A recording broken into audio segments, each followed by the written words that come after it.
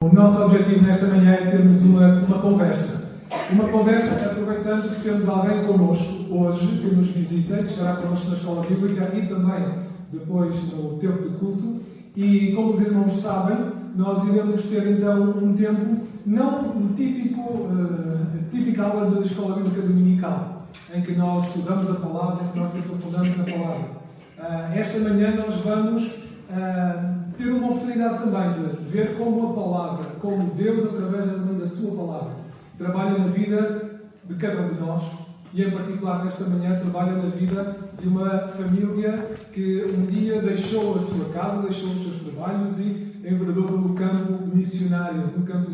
Então, eu gostaria de chamar aqui à frente o pastor Nazaré, missionário Nazaré. E a Sandra? Sandra também vem. Ótimo. Eu deixei aqui uma cadeira já na possibilidade da Sandra vir ou estar aqui à frente ou não, mas seria muito bom para nós ter a Sandra aqui também. Eles estão acompanhados com o Dário, que é o seu filho também, que veio com eles este fim de semana para cá. Bem-vindo também, Dário. E nesta manhã o que nós vamos fazer é ter uma conversa. Nós vamos ter uma conversa com eles, vamos tentar perceber como Deus tem trabalhado e conduzido a vossa vida. Vamos tentar perceber algumas das coisas que Deus tem usado na vida deles para nos mostrar a sua vontade e quais alguns dos desafios do campo missionário. Se algum dos irmãos tiver alguma pergunta, nós pensamos no final deixar um tempo para abrir a perguntas, mas eu não sei quanto tempo é que nós vamos usar, não sei quanto tempo nós vamos ter, então nós vamos usar um método diferente. Nós temos ali um QR Code, se quiserem passar os vossos telemóveis, vai dar acesso a uma página onde vocês podem colocar alguma pergunta para colocar. Durante o tempo que nós estamos aqui a conversar, se os irmãos tiverem alguma questão que gostassem de ouvir da parte deles, o que é que é a experiência deles, ou alguma curiosidade que gostassem de esclarecer, podem colocar lá. No final, eu não garanto que nós vamos responder a todas, mas vamos tentar responder pelo menos a algumas. Então, podem usar esse espaço para isso. Nós vamos iniciar com uma palavra de oração e depois então vamos tomar aqui os nossos lugares e começar aqui a nossa conversa. Então, vamos orar. Santo Deus e Pai, louvamos o Teu nome por esta manhã que Tu nos dás. Louvamos o Teu nome pela Tua Igreja aqui reunida, Senhor, e pelo desejo que colocas em cada um de nós, Senhor, de Te conhecermos mais, Senhor, de termos mais intimidade contigo, Pai, porque desejamos amar-Te mais. E nesta manhã, Senhor, pedimos que fales connosco, pedimos que a Tua palavra nos oriente, Pai, pedimos que o Teu Santo Espírito, Senhor, abra o nosso entendimento e nos dê sensibilidade, Senhor, para a Tua vontade. Nesta manhã, Senhor, nós queremos perceber aquilo que Tu desejas de cada um de nós, Pai, para vivermos a vida que Tu preparaste para nós, Pai. Neste sentido, nós Te pedimos a Tua bênção e a Tua direção para o tempo que nós vamos ter agora, para esta conversa que nós vamos estabelecer aqui, para o testemunho que nós vamos ouvir, e Te pedimos, Senhor, que sejas Tu a conduzir este tempo, Senhor. Que este tempo possa ser desafiador, encorajador para nós, Senhor, possa nos animar a continuar a fazer a obra que Tu nos chamaste para fazermos, Pai. Essa é a ordem que Jesus nos deixou, essa é a razão pela qual a Igreja aqui está, e, ó Deus, queremos ser cada vez melhores e mais fiéis na forma como nós cumprimos a missão que Tu deixaste à Igreja. Por isso, abençoa este tempo e dirige-nos no nome de Jesus. Amém. Amém. Faça um favor. Obrigado. Então, é um estilo diferente e nós vamos ter mesmo uma conversa. Eu vou fazer algumas perguntas e depois eles vão ter a oportunidade de explicar no tempo todo que nós temos aqui. Queremos conhecer-vos melhor, queremos aprender um pouco também com o que Deus tem feito já convosco. Eu já tive uma conversa com o Nazaré aqui há umas semanas atrás e posso-vos dizer que nós podíamos estar aqui agora até logo a hora do lanche à vontade, porque são quase 24 anos no campo missionário, no Piauí. Quantos aqui conhecem onde é que fica o Piauí? Alguns não conhecem, não é? Eu sei. Depois podem ver no Google Maps, eles também podem dar as orientações depois para o Piauí. O Piauí não é das zonas mais conhecidas no Brasil, mas fica já a informação que fica no Brasil. E por isso, nós queria começar por perguntar-vos: quem vocês são? Não é? De onde é que vocês vêm? Um pouquinho da vossa história. Eu sei que há muita coisa para contar, mas de uma forma resumida, quem vocês são e, muito rapidamente também, como e quando se dá a vossa conversão. quando se dá a vossa conversão. Pode ser? Queres começar, Sandra? Começa, então. Nazaré Miguel Pereira é o meu nome, filho de goeses, do tempo das colónias, nascido em Moçambique, e antes da guerra, ou melhor, durante quase o mesmo período da guerra, viemos para Portugal. Eu sou daqueles, acho que é, refugiados, com 3 amigos, meus pais, com 6 filhos, e a mais nova já nasceu em Portugal. Viemos para cá, então aí começou a minha jornada portuguesa aqui na metrópole, em Portugal. A minha conversão, foi em 90, nós conhecemos em 92, quando eu fui para a Cruta. E em 93 foi a minha conversão. Exatamente. Então, porque não foi aquela coisa, como dizem as minhas filhotas quando eram pequenitas, um passo de fé. Quando a Karen tinha 4 anos, passo de fé. Dar meu passo. Foi um processo de olhar o testemunho, principalmente da Sandra e do grupo de amigos da Sandra, os crentes que eu não sabia que existiam. Sempre fui católico, os meus pais bem praticantes. O meu nome Nazaré é fruto do catolicismo dos meus pais, por ter nascido no período da Páscoa, quiseram pôr ali o nome Nazaré.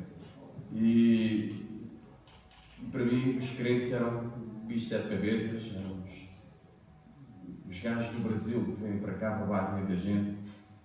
Estou sendo muito franco com vocês, como era um coração pecador, um coração rebelde, um coração mau, né? E era esta a ideia que eu tinha quando eu era pré-adolescente, adolescente, e depois via aquelas igrejas que vinham, aquela que vinha alugar estádios de futebol e fazer aqueles mega movimentos, aquelas coisas todas, e o que é isto? Que aqueles não ficam para lá. Mas depois Deus me mostrou quem Ele é através da vida de pessoas que levam a sério o cristianismo. E uma dessas pessoas foi a minha esposa, que iam para lá para o meu bairro. Eu sou da Ação Bíblica de Cascais, sou fruto dessa igreja, mas também havia um amigo meu muito especial, que hoje é pastor, que Deus já colocou aquele homem, aquele rapaz, no meu caminho, que lançava sementes do Evangelho, através de jogar a bola e depois íamos comer biscoitos e tomar chá na casa dos pais dele, que eram crentes, e lá estava este grupo da minha esposa para me massacrar com o Evangelho. Depois as questões iam longe, e eu queria dar uma de sabido, achava que sabia mais do que eles. Eles vinham com o criacionismo, que o homem veio só, que Deus criou o homem, depois daí todos, e eu não, isto é conversa. A ciência já mostrou que era um macaco, só faltava eu ficar ali imitado macaco. Hoje, quando me lembro disto, eu tenho vergonha de me lembrar disto. Isto é uma coisa impressionante, como Deus abre os olhos, como Deus tira-nos desta dormência. Mas pronto, resumidamente, através do testemunho de vida que eu vi nos crentes verdadeiros, que tinham um estilo de vida aqui para a juventude, um estilo de vida decente e que se divertiam. Eles iam para as praias, para as tendas, levavam o franguito, assavam o frango à beira-mar, tocavam músicas de louvor, porque eu sabia lá que era isto, músicas de louvor, e tudo com decência. Sabiam-se divertir, e para mim divertir era uma coisa, já no meu tempo, era de hard rock, heavy metal, ir para as borgas, aquelas coisas todas. Isto era uma coisa de loucos. E eu via neles como é que eles conseguem ser felizes, se divertindo e com moral, com decência, sem segundas intenções, a não ser de converter. A segunda intenção deles era de converter. E oravam por isso. E então foi isso que me atraiu. Eu digo para os nossos filhos. Nós temos 4 filhos, este é apenas o terceiro. A mais velha já tem 29, a Érica, que é a Rebeca, a Karina, que já é casada, já me deu netas, é a segunda, e depois tem o Dário, e depois ainda tem a nossa caçula, que é a Érica, que já nasceu no Piauí, com 23 anos já. Então a gente diz sempre aos nossos filhos, eu digo que a Sandra foi a escolha de Deus para a minha vida. Deus usou a Sandra e o grupo de amigos que a Sandra fazia parte para me mostrarem o Evangelho. Claro que o Evangelho foi pregado. Fiz estudos bíblicos com pastores e, entretanto, nessa minha rebeldia da conversão, chama-se rebeldia da conversão porque enquanto eu era rebelde, eu estava sendo fiel para levar o Evangelho. Eu fui a um acampamento em Bias, no Algarve, convidado. Eu ainda estava na recruta e não sei como é que eles nos deixaram sair. Na primeira semana, normalmente, quando se faz isso, mas para mim eu me senti livre quando saí. Na primeira semana da recruta, e vou para o Algarve. Tínhamos pago o acampamento, só que para mim o Algarve não era meninas para um lado e rapazes para o outro. E chega às 10 horas da noite, meninas para um lado, rapazes para o outro, acabou, tudo mais. E nós queríamos sair, eu e o meu colega. Eu vinha de carro, de Lisboa para o Algarve, vinha de carro. Mas parece como é que a gente não pode sair. E os pastores faziam vigilância. E nós, para não fazer barulho, empurramos o carro, abrimos o portão, empurramos o carro, não ligamos o motor, estávamos a uma certa distância, estacionamos e fomos beber uma cerveja. Voltamos, não nos embriagamos, mas vontade não faltou. Irmãos, eu digo isto, mas é para vergonha minha. É só para enaltecer como Deus é cheio de graça. E Deus, quando Ele tem os seus, Ele vai atrás. Ele não desiste. Nós é que somos os rebeldes, nós é que somos obstinados e Deus cuida da gente. E para voltar a mesma coisa, desligamos o carro e fomos empurrando devagarzinho até na hora que passamos o portão, lá estão os pastores com a lanterna apontados para nós. Fomos apanhados. Isto no sábado à noite. E depois, no domingo de manhã, antes do pequeno almoço, ainda nos deixaram tomar o pequeno almoço. Veja a misericórdia. Antes de nos expulsar, reuniram-se, a culpa do pastor, um dos quais me casou depois. E o outro, eu fui pregar já em 2006 como missionário numa igreja. E impressionante ver quantas coisas. Enfim, a história é grande, vai longe. E o que me marcou naquele acampamento foi que, depois, com muita tristeza no coração, percebi esta tristeza, fomos expulsos, nós dois, mas um deles, um dos pastores que expulsou, tinha uma irmã de 17 anos, muito bonita, por sinal, e a irmã tinha uma amiga, também mais ou menos da mesma idade, e nós éramos dois. Imaginem dois rebeldes serem expulsos do acampamento, que foram para o acampamento por causa das meninas, e agora as meninas estavam a vir connosco para Lisboa, 300 quilómetros, mais, por aí, 300 e poucos quilómetros, que um dos pastores me pediu: olha, Nazaré, tu vais voltar, tu não queres levar a minha irmã e a amiga dela, queres dar uma boleia? Eu fiquei assim, mas como é que é isto? Como é que eles nos expulsam e ainda querem que eu leve estas meninas? O que é que a gente pode fazer aí pelo caminho? Não é? São 300 quilómetros, 2 casais. Graças a Deus não aconteceu nada, não é? Mas aquilo ficou aqui como brasas vivas na minha consciência.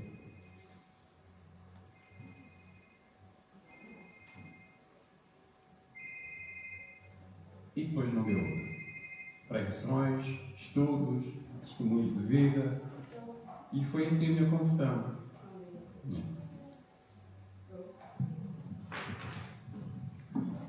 Bom dia, irmãos. Graça e paz para todos. Privilégio estar aqui com vocês, compartilhar. Eu não estava esperando estar aqui na frente, gosto de ficar no banquinho, né? Mas graças a Deus providencia tudo. A minha história eu vou resumir. Sou brasileira, né? Vim para Portugal em 1990, então já faz bastante tempo. E conheci, já vi como crente, digamos assim, né? Eu já tinha me convertido e tal. Eu comecei a minha história, conhecer Deus através da minha avó. A minha avó foi que começou a ler a Bíblia comigo desde pequena. Tive meus caminhos, né, de jovem, adolescente, mas vim parar em Portugal. Já vim congregar na igreja Ação Bíblica, que foi a primeira que eu conheci, que eu me identifiquei na altura ali em Cascais, aqui. E ali conheci esse grupo, me uni ao grupo de jovens, foi quando conheci o meu marido, primeiramente só como amigo mesmo, não havia assim aquela paixão inicial arrebatadora, foi mesmo Deus confirmando, Deus falando. Nos casamos em 1994, aqui, e tive logo a Rebeca, depois a Karina, depois quando estava grávida fomos ao Brasil e lá tivemos esse chamado, né? Realmente não foi nada combinado. Fomos uma pregação na igreja presbiteriana de São Paulo e o pastor estava falando sobre missões e o foco era o Nordeste do Brasil, e eu sou nordestina, né, em casa. Mas era até o interior da Paraíba que ele estava mostrando a necessidade, e ali Deus falou fortemente ao coração do marido meu. Nos vimos ali na frente, sem combinar nada, nos consagrando a missões. Voltamos para Portugal, ali uns meses depois, como eu disse, o Dário está agora com 25 anos, então foi há 25 anos atrás. Falamos com a liderança da nossa igreja local sobre esse chamado, que foi mesmo muito forte, Deus falando assim de uma maneira que não deixava dúvida que Ele estava realmente nos chamando para o campo missionário. E aí voltamos falando com a liderança, ficamos 2 anos ainda orando, isso foi em 99, em 2001, com a bênção da igreja e sem nenhum preparo para o campo missionário, nós fomos ao Brasil. É claro que podemos imaginar que é um chamado um pouco suspeito, porque nós fomos parar no Piauí, não eram nossos planos, mas quando eu estava grávida da Érica, as circunstâncias nos levaram que nós fomos parar no Piauí. E ali ficamos, onde estamos até hoje, no interior, começando a igreja, acho que nos pés de manga, que a gente tem bastante lá. Foi ali que começamos ao lado da nossa casa. O meu marido comprou ali um terreno com a indenização do quartel, que não era esperada para aquele momento, mas Deus trabalhou nesse ponto. E ali também estava recém-chegado um povoado. Quem conhece o Brasil sabe do movimento sem terra, né? Acho que ele vai fazer a pergunta. E aí nós chegamos e ficamos lá. É mesmo, já estou passando por. Mas pronto, só para falar um pouco da minha conversão, da minha história, então acho que já ficou claro, né? Amém? Obrigado. E muito obrigado por estar aqui à frente. Poderia estar ali, se calhar, mas obrigado. Eu alegria também ouvi-la, porque é uma história a dois. Eu ia perguntar como é que vocês se conheceram, mas já partilharam aqui um bocadinho melhor como é que foi o vosso encontro, o vosso percurso. Também já mencionaram, Nazaré era militar de carreira, não era? Na altura em que toda a vossa vida muda, não é? A vossa chamada dá-se numa viagem que fazem ao Brasil, nessa igreja onde ouvem um apelo, uma chamada. Expliquem em 2 minutinhos ou 3 um bocadinho melhor, se é possível, mas eu tenho como é que foi, como é que se dá essa chamada, essa compreensão que Deus vos estava a chamar para o campo missionário, ainda sem saber aonde nem como. Então, a Sandra foi bem geral, eu sou mais detalhista, por isso que eu demoro mais tempo, já a preparar os irmãos para o sermão logo mais. Vou tentar ser mais resumido. Nessa viagem, era uma viagem pouco provável, era a igreja dos nossos pastores, que também eram missionários aqui em Portugal, o Luís e a Abreu Castro, o João e a Tamara, casal brasileiro e um casal de americanos que plantaram a igreja no nosso bairro, em Meio Martins, Sintra, a Ação Bíblica. E como eu precisava conhecer a família da minha esposa, casamos-nos aqui, e a gente precisa se relacionar com os parentes de longe. Então eu me programava como militar, férias de 2 em 2 anos, mas férias longas, de 1 mês e 15 dias, fazendo jogadas com as licenças, dias de mérito, para poder ter bastante tempo lá no Brasil e conhecer os parentes. Foi quando os nossos pastores nos desafiaram a ir por São Paulo. A geografia do Brasil, como os irmãos que estão aqui, que conhecem o Piauí está mais perto de Portugal do que São Paulo. Pelo menos quase 3.000 quilómetros mais perto. estão encorajados a irem. É menos 3.000 quilómetros que vocês têm que fazer. Pronto, o voo mais rápido seria Lisboa, Fortaleza, Teresina. O voo mais rápido. Depois dali para Nazário, mais uns 40 quilómetros. Nós fizemos o voo mais longo, Lisboa, São Paulo, e depois fomos de autocarro, ônibus, de São Paulo até o interior, Jundiaí, de São Paulo. Fomos fazer um tour para estar com amigos nossos, Bahia, Piauí. Tudo de autocarro, com paradas, para ir conhecendo os parentes e amigos. E nessa parada em São Paulo, a igreja dos nossos pastores, que eles ficaram assim orgulhosos: olha, vocês vão lá, e era como se nós fôssemos fruto deles aqui em Portugal, na igreja presbiteriana do Ipiranga, Parque de São Paulo. O que nós não sabíamos é que era o culto de missões nesse dia. E depois, nesse culto de missões, foi apresentado, como a Sandra falou, o trabalho do Nordeste, que eu não conhecia. A primeira viagem que nós fizemos ao Piauí foi só a Teresina e o litoral piauiense, que é pequeno, mas tinha umas praias bonitas, era só isto que eu conhecia. Eu não conhecia o interior do Nordeste, e depois vocês vão ver, e acho que vocês, pelas redes sociais e tudo mais, os queridos irmãos brasileiros que estão aqui conhecem muito bem como são os interiores, as dificuldades. Eu não sabia nada disto. Para mim, o Brasil era novelas, Rio de Janeiro, São Paulo, aquelas coisas, e a gente fica ali deslumbrado, e de repente, quando vês os interiores, aquilo era uma coisa do outro mundo. E o pastor pregou depois da prestação de contas do missionário. O pastor é quem pregou o texto bíblico chamado Isaías. Este é um detalhe que eu gostaria de ressaltar, que eu sou muito cético com estas coisas de vozes, de ouvir estas coisas no coração, quem falou. Então, eu gosto muito da Bíblia. A minha confissão foi fruto de palavra de Deus, de orações. Tinha o que me dizer. Eu sempre fui uma pessoa muito racional, ou Deus fala na palavra, ou então a coisa não funciona. E de facto, o pastor foi pregar sobre o chamado Isaías, o reinado do rei Isaías, e ele continua. Quando ele chega lá no versículo 6, a quem enviarei, quem irá por nós? Ele está a ler o texto bíblico e depois é que ele iria pregar. A gente faz isso, é o costume. Só que nós nos levantamos antes dele pregar, nós respondemos. Eu digo nós porque eu também não combinei nada com ela. Estávamos os dois sentados, como está aqui o casal Vasco e a irmã Ana, e a quem enviarei, quem irá por nós? Eu me levantei e enviei a mim. E depois olho para lá, está a Sandra também de pé. Estão os dois ali de pé no meio daquela multidão. E ele olhou para nós depois da leitura bíblica e disse: então, Deus nos chamou. E ele chamou-nos à frente, chamou os anciãos da igreja, presbíteros, e impuseram mãos sobre nós e consagraram-nos como missionários. Depois foi confirmado, neste ano que a Sandra falou, 2 anos depois, nós falamos tudo o que aconteceu, essa experiência com a liderança da igreja, com os irmãos, que oraram e tudo mais. Eu era o tesoureiro da igreja, ação bíblica, e era professor de escola bíblica dominical. Eram esses os meus ministérios. E também tinha um discipulado muito bom com John Carpenter, o João, que eu considero o João também o meu pai espiritual, quem me levou a ter amor pela palavra de Deus. Quando eu questionava sobre os paradoxos da Bíblia, como é que a Bíblia tem aqui algumas contradições? Não pode, porque aquilo batia mal.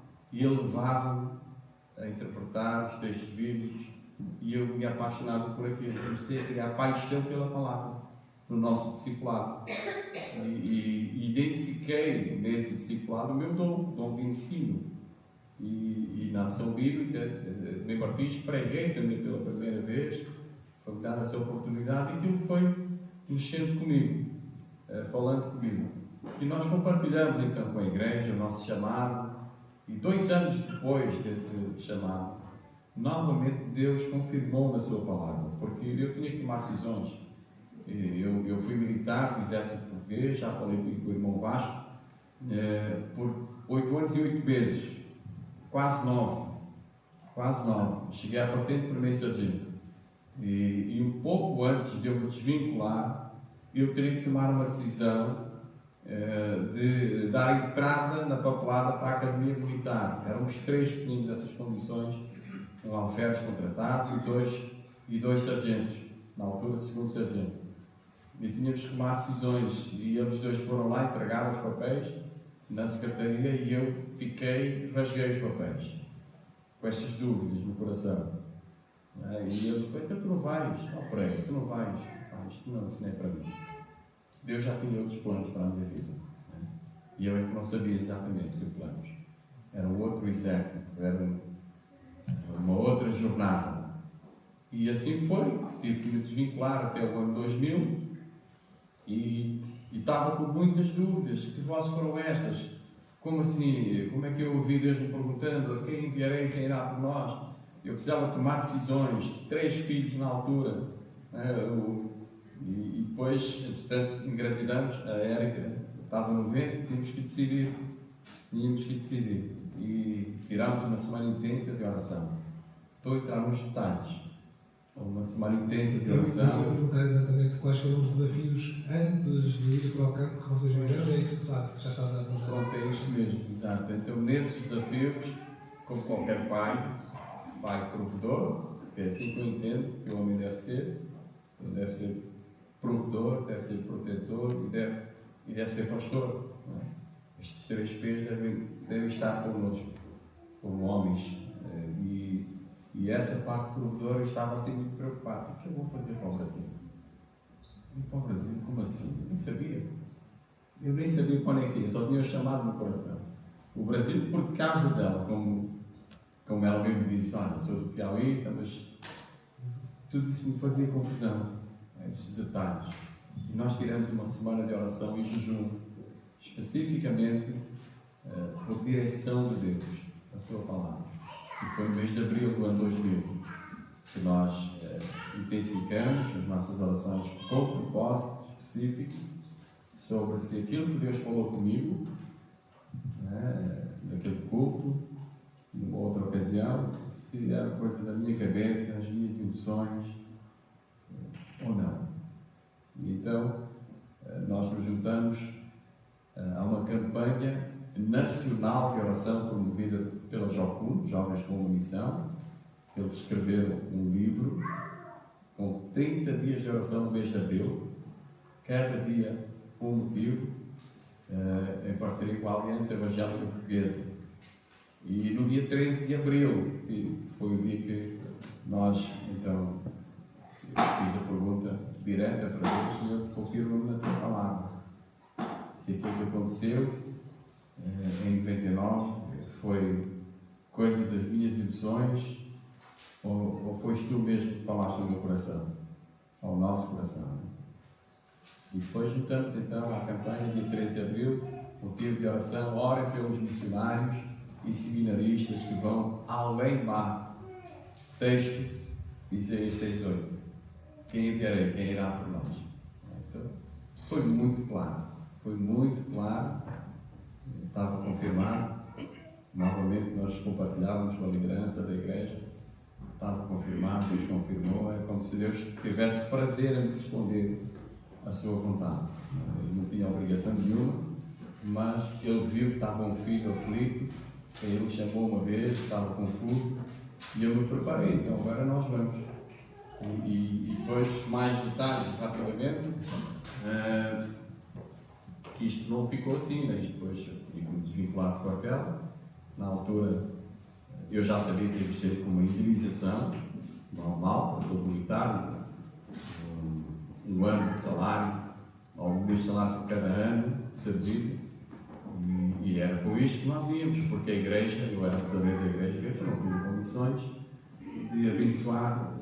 Só para esclarecer, a Igreja Ação Bíblica, onde vocês eram membros, onde vocês estavam, que vos acaba por enviar, não é? Sim, exato. Desde o início sempre fomos ligados à igreja local, e a igreja local que nos enviou não tínhamos uma agência missionária, como tem hoje, MEVIC, não fomos preparados culturalmente como normalmente se faz, todos os missionários passam por um tempo de preparo para se prepararem para ir para o campo, se aculturar, etc. A Sandra foi a minha costela da cultura lá no Piauí. Então, até nisto, Deus pensou. A multiforme graça de Deus. Então, nós tínhamos que nos desvincular, como eu já falei, mas passei por uma grande provação nessa área de provedor. Uma grande provação. Eu sabia que tinha que ir embora, Deus já tinha confirmado no meu coração, mas o quartel não nos quis deixar sair. E eu fiquei feliz com isso. Não nos quis deixar sair, ele levou que a lei que havia sido sancionada 15 dias antes de nós sairmos, que nos dava uma indenização em dobro daquilo que eu esperava. Eu fiquei feliz, foi o António Guterres, que era o primeiro-ministro naquela altura, que sancionou aquela lei, e eu fiquei super feliz, já vamos receber em dobro. Que bom, só que eles não nos queriam passar esta verba, alegando incongruências, tinham que analisar melhor o artigo, etc. E nós tínhamos que ficar mais 18 meses. Eu fiquei muito feliz. O salário atualizado por mês já iria receber em euros. Estávamos nos escudos. A Rebeca já estudaria aqui por meio ano, primeira classe. Se calhar até a Karina. A Érica já nasceria aqui. Eu estava muito feliz com a situação. Eu não pus em causa o meu chamado. Falei com Deus, Senhor, não estou pondo em causa o meu chamado. Vamos mais tarde, vamos ganhar mais um dinheirinho. O dinheiro mais ajuda. Estas negociatas com Deus não funcionam. Não funcionam. E tirei a profissional, tinha dito à Sandra, olha, então eu vou lá assinar por mais 18 meses, assinou para nós, depois a gente vai, com calma. E a Sandra respeitou, tudo bem, tu é que sabes. Então fui tirar o meu tempo com Deus, e eu estava a ler o Evangelho de Mateus capítulo 6. Miguel, quem é que tu queres servir? A Deus ou à riqueza? Como é que está o teu coração? O que é que tu tens no teu coração? Aquilo foi uma punhalada no meu coração. O tesouro que eu tinha lá era a minha autossuficiência. Eu vou, mas eu levo tudo comigo, eu não dependo de ninguém, não dependo de Deus, não dependo de ninguém. E aquilo foi muito forte. E depois já não fui. Sandra, já não vou. Ela respeitou-me, apenas escrevi uma carta, deu processo contra o quartel, o requerimento, eu por meio sargento Nazaré Miguel Pereira, NIM 172, 608, 92, tudo doutorado, com medalha de grau pobre, comportamento exemplar. Venho solicitar que o quartel, o Ministério da Defesa, cumpra com o artigo tal, da lei tal. E o que aquilo, para todos os órgãos militares que me vieram à cabeça, eu creio que Deus me colocou nestes lugares, e para o único órgão civil, que foi a Provedoria da Justiça. E enviei. Ou seja, eu estava a meter um processo contra o quartel. Se calhar saí dali velhinho até vir alguma coisa. Mas entreguei, e eles estranharam, lá na secção pessoal, na secção financeira. Os teus colegas já estão aqui, tu não vens, tenho viagem de ida para o Brasil, já volto. Tudo bem. E só recebi o telefonema da Provedoria de Justiça, atestando que já tinham ali o processo, e eu disse, olha, nós já vemos viagem só de ida. Eu já tinha conseguido visto permanente no meu passaporte. Eu já entrei no Brasil. Veja como Deus abriu as portas. Os detalhes preliminares antes de a gente ingressar. Em verdade, nesta jornada missionária. E pronto, a secretária lá da Provedoria disse, olha, então deixe o seu IBAN na secção financeira e viaje. Consulta a sua conta. Se o dinheiro entrar, caso encerrar. Se não, nós estamos a tratar do processo. Foram 3 semanas, irmãos. Depois nós chegamos lá no Piauí e o dinheiro entrou. Que eu fiquei assim impressionado. Mas foi assim que nós começamos. Foi com esta providência de Deus E é ótimo nós percebermos isto, não é? Vocês não tiveram anos a planear os detalhes todos do que ia acontecer. Vocês foram vendo Deus a conduzir, mesmo quando a vossa perspectiva, as vossas ideias, e é uma bênção, é assim que Deus nos conduz muitas vezes. Nós temos aqui cerca de 20 minutos mais e temos, eu estava aqui a olhar para algumas perguntas, várias perguntas. Algumas vocês já estão aqui a responder. Mas, saltando agora para o campo missionário, estás a falar agora de quando vocês chegaram lá. Estão há quase 24 anos no campo missionário, mas naquele início, assim, rapidamente, quais foram alguns dos maiores desafios que vocês viveram? Tu tinhas a Sandra, que era daquela cultura, então terá ajudado nessa parte da aculturação, família lá ajuda também, não é? Mas quais foram os primeiros desafios que vocês viveram, assim que chegaram lá? Muitos insetos, muito calor, muito mato, totalmente diferente do nosso. E uma seara de pessoas que não me compreendiam. O meu sotaque, eles achavam bonito me ouvir, mas não compreendiam nada. Foram os primeiros 2 anos, foram os 2 anos mais difíceis da minha vida. Eu questionei novamente, eu perguntei, mas o que é que eu estou aqui a fazer? Se eu não consigo passar a mensagem, isto não vai valer nada. Não vai valer nada. Tentamos de tudo, conseguir o sustento, vacas, aprendi a tirar leite de vaca com o meu vizinho que ia lá, enfim, criação de abelhas, tentamos de tudo e nada dava certo. A única coisa que Deus estava a mostrar que dava certo era a escolinha, vidas, pessoas, os cultos que fazíamos ao ar livre, debaixo dos pés de manga. Fizemos ali umas forquilhas nos bancos, era isso que estava a dar certo. Porque eu estava a passar até uns domingos atrás de capim, porque quando vinha o verão secava tudo e os animais precisavam comer. E eu abria mão muitas vezes, pensava que podia abrir mão, né? Deus não me deixava, das vidas para ir cuidar dos animais. E aquilo não dava certo, não prosperava. Criamos galinhas e depois vinham as jiboias e comiam umas, e os lagartos comiam os ovos e as mocuras, as grandes, comiam os frangos, os gaviões e as minhas cachorras, a minha cachorra, acabava com aquilo tudo. E então aquilo foi Deus mostrando, tirando e direcionando. Concentra-te nas vidas. A Sandra tem paixão e hoje tem por crianças, ensinar crianças, amar aquelas crianças. E eu, palavra de Deus, pregar a palavra de Deus, ensinar a palavra de Deus. E foi nisso que nós começamos a nos concentrar. Mas eu quis desistir nos primeiros 2 anos. Subia nos pés de caju e gritava com Deus: o que é que eu estou a fazer aqui? O dinheiro está a acabar. O dinheiro está a acabar. E depois Deus me responde: olha à tua volta, tu vês o quê? Tu vês algum pastor para conduzir este rebanho?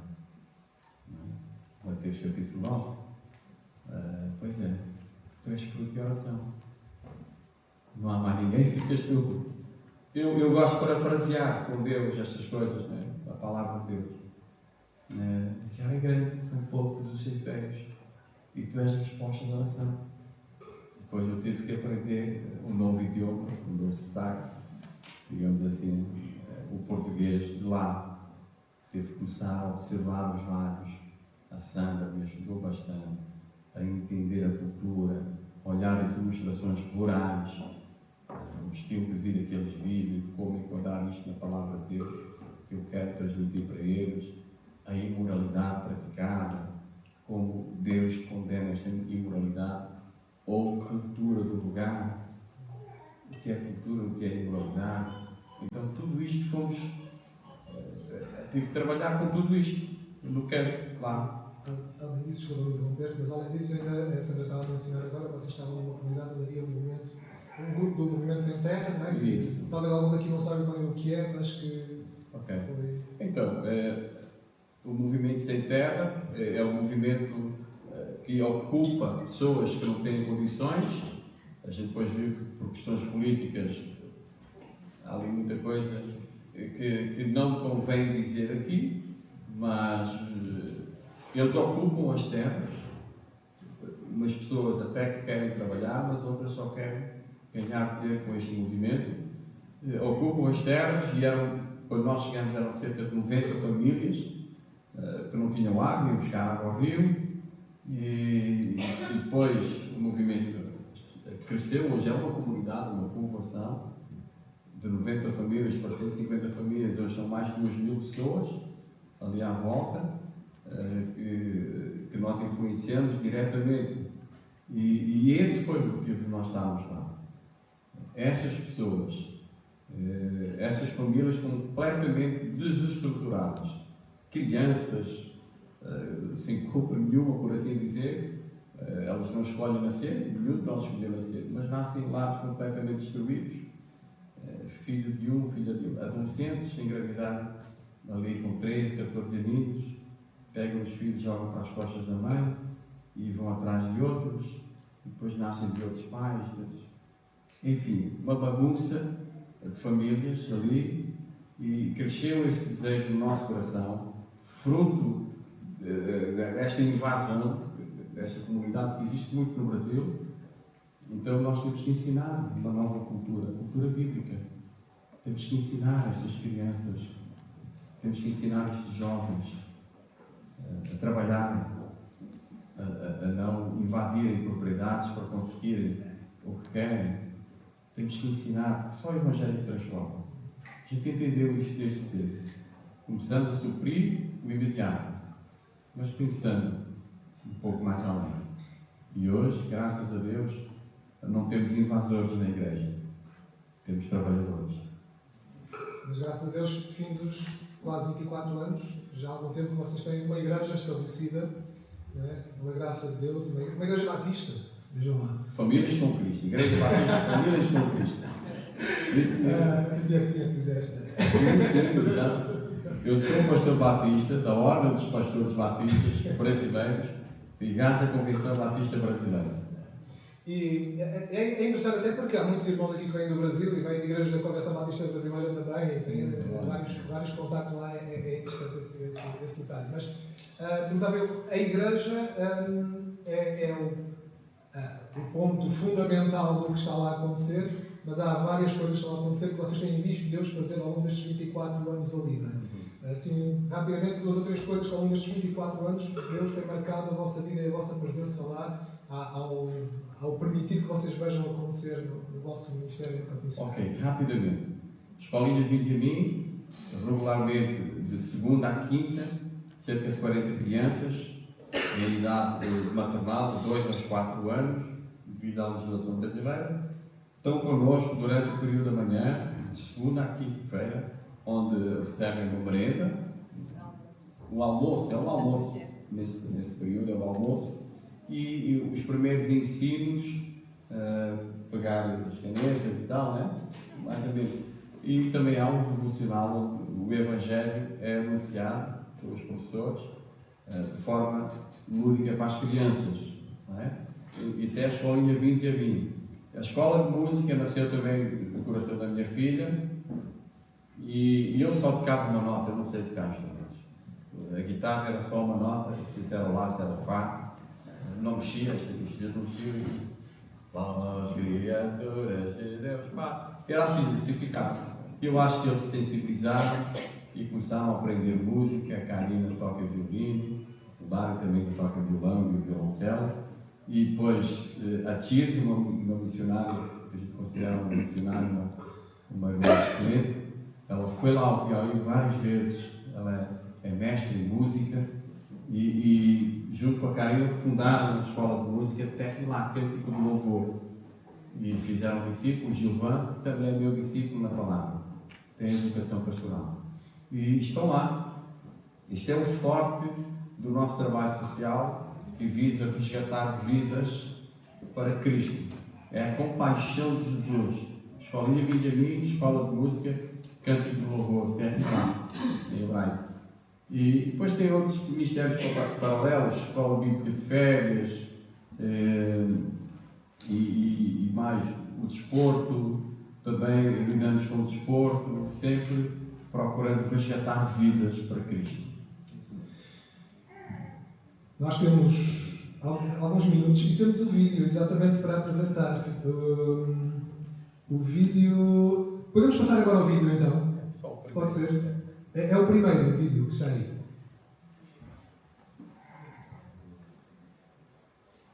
Não sei se o som está ligado aí em cima. Espero que sim.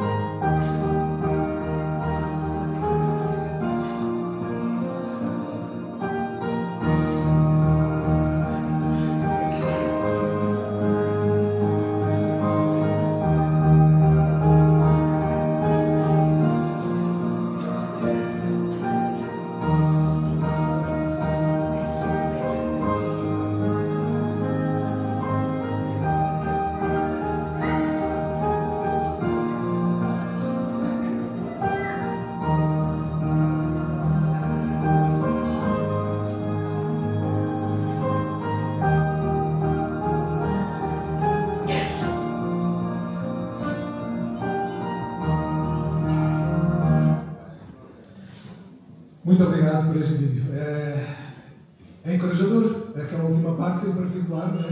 Encorajador para quem nunca esteve no Brasil, poder visitar lá e ver todos aqueles animais que nós já vemos no jardim zoológico, não é? Rapidamente, nós temos apenas breves minutos e é pena porque eu disse, nós poderíamos ficar aqui bastante mais tempo para beneficiar da vossa presença, do vosso testemunho, mas vocês agora estão numa fase em que os filhos já partiram todos de casa, né? Já saíram todos de casa. Vocês estão os dois lá no campo missionário. Nos próximos tempos, quais são alguns dos desafios que vocês têm neste momento em mãos para os próximos tempos lá? Duas outras coisas, muito rapidamente, que eu tenho duas outras perguntas para terminar. Nós queremos investir mais no aconselhamento bíblico e entregar o pastorado para um dos meus discípulos locais, que é a educação. É a minha missão particular, fazer discípulos locais que continuem o ministério. Está a ser consolidado, ainda não se consolidou, mas um dos desafios que nós temos particularmente é investir no aconselhamento bíblico e depois também, claro, encorajar a Igreja a abraçar este ministério, a estar connosco. Hoje nós somos missionários da neve e precisamos levantar o sustento. Também é um dos motivos de estar aqui na Igreja Batista da Vila Nova de Gaia. Então, esses são os principais desafios. Não sei se tu queres falar alguma coisa rapidamente, sabe? Exatamente. Ali tem várias povoações e nós temos este desejo no coração, e já estamos a trabalhar nesse sentido, de estender o Evangelho 20, 30 km, porque o que ali tem essa particularidade. Tem povoações ao longo dos interiores. Tem municípios sede e várias povoações que precisam ser evangelizadas. E esse é o nosso foco. Nós somos uma igreja de interior, comunidade rural, cabos este desafio de avançar para as comunidades rurais à nossa volta. Diante disso, a minha segunda pergunta, e como eu disse, não temos tempo de cobrir todas as perguntas que os irmãos foram colocando, mas algumas também já foram respondidas, mas uma pergunta que também alguns irmãos colocam, e era uma pergunta que eu tinha para vos colocar, é como é que nós aqui, à distância que estamos, vemos-vos agora aqui, vocês vão estar aqui mais uns 2 meses, voltam para lá, como é que aqui os irmãos, as igrejas podem colaborar com o ministério que lá está a acontecer, com as vossas vidas e o vosso trabalho? Ok, nós temos aqui este cartão postal de Ali e atrás tem aqui alguns dados interessantes para quem tiver interesse em fazer parte deste ministério. Converse connosco, isto vai ficar aqui na igreja, já conversei com o pastor. Isto é a parte, digamos, de oração, de colaboração, mas o desafio que eu quero lançar é desafiar-vos a irem lá. Eu sei que aquilo chama a atenção, mas nós temos que mostrar os animais.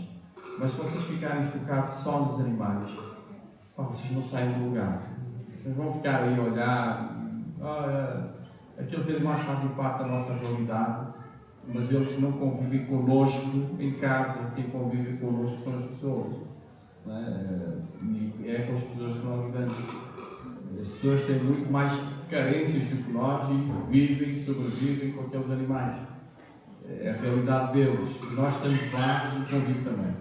Mas vocês vão fazer uma grande diferença estando lá, convivendo, vocês vão ter uma noção de missões. E eu quero te encorajar, porque se tens o chamado de Deus e nós estarmos aqui e as imagens que vocês viram te encoraja, não resistas, não endureças o coração. Não endureças o coração. Deus faz maravilhas. Ele está sempre a nos surpreender. Um dia de cada vez, um passo de cada vez. À medida que te dispões a responder, a dizer assim, eu vou. À medida que te dispões a não resistir, vais ficar encantado com o que Deus faz contigo. Há um outro aspecto que eu gostaria de ser mais direto em mencionar. Eu não reparei aí se tem essa informação aqui na parte de trás, nas costas. Sim, exatamente. Uma das coisas que também nós podemos envolver-nos é, desde logo a oração, sim, mas também sustentando financeiramente o vosso ministério. Porque, irmãos, é verdade, nada disto é feito sem o sustento financeiro de quem aqui está, ao longo destes quase 24 anos, a sustentar também o trabalho que está a acontecer lá. Igrejas e pessoas podem colaborar com isso. Eu estava a perguntar se alguém quiser dar um donativo, por exemplo, regular, mensal, contacta a Médic e através da Médic pode fazer. Vocês têm uma página, nós já partilhamos a página deles há uns dias no grupo da igreja, onde podem entrar em contato com a Médic e sustentar também os missionários. Os missionários têm esta questão, que de vez em quando têm que voltar à origem, porque o sustento é variável. Não é? Uma igreja que ajuda hoje, que está a apoiar hoje, amanhã pode deixar de apoiar. Um irmão que hoje pode, amanhã pode deixar de já não estar. E quem sabe, hoje aqui nós também podemos assumir esse compromisso de ir, o compromisso de desenvolver-nos, de orar e também de sustentar. Uma última palavra. Nós temos aqui algumas perguntas sobre como encorajar alguém que pode estar a pensar na possibilidade do campo missionário, da obra missionária, mas que sente medo por alguma razão, que sente receio por alguma razão. Alguma coisa que vocês pudessem rapidamente deixar palavra de encorajamento? Então, o medo foi algo que nós lidamos desde o início, né? Havia muitos mesmo. Não dá para falar de tudo aqui. Mas uma coisa importante que eu queria aproveitar essa oportunidade para enfatizar é a questão da oração, né? O crente tem que orar. E é uma coisa que eu peço assim, profundamente, oração. Esse trabalho foi sustentado, acima de tudo, como resposta de oração. Amém?